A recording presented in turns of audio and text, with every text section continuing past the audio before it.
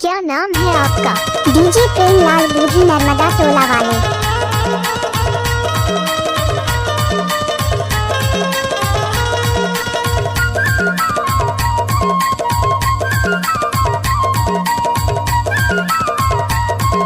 DJ Premlal Nanda. हाय वो सियानी मना, हाय वो सियानी मना, नवा डोकिलान सियानी मावो, नवा डोकिलान सियानी मना।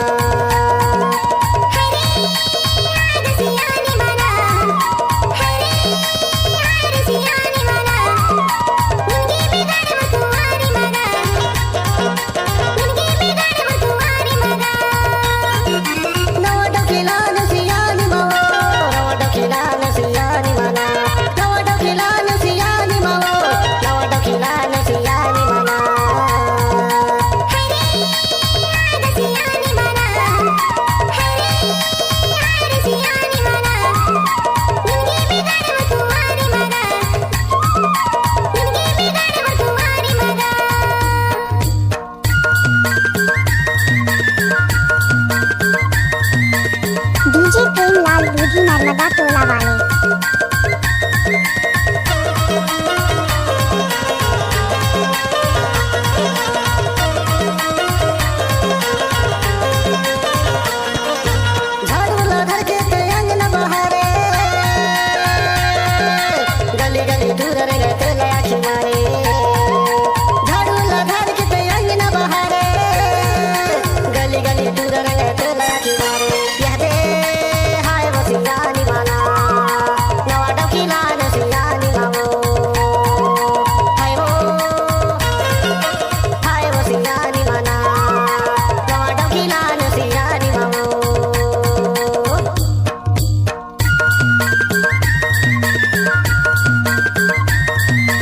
क्या नाम है आपका? डीजे प्रेमलाल नंदा।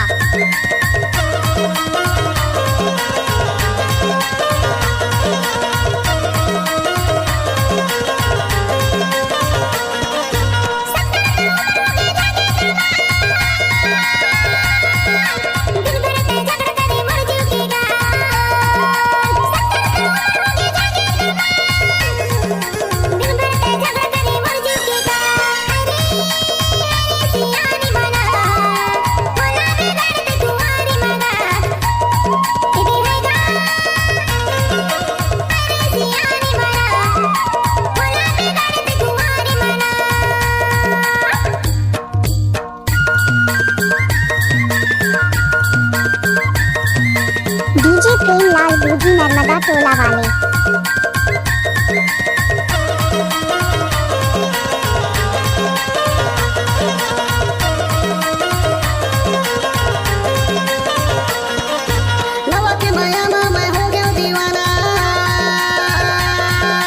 लक्ष्मीकांत नलवर सी गावा था गाना, नवा के माया में मैं हो गया दीवाना। लक्ष्मीकांत नलवर सी गावा था गाना, यह दे हाय वो सियानी माना, नवा डोकिलान सियानी मावो, हाय वो सियानी माना, नवा डोकिलान सियानी मावो, नवा डोकिलान सियानी मावो, नवा डोकिलान सियानी माना, नवा डोकिलान सियानी मावो, नवा डोकिलान सियानी माना।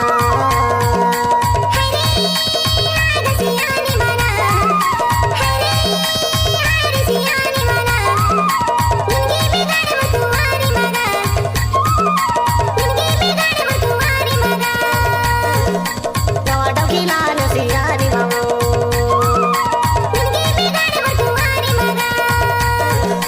नवा डोकिलान सियानी मावो। गाना बजाने का प्रेमलाल का नया स्टाइल है।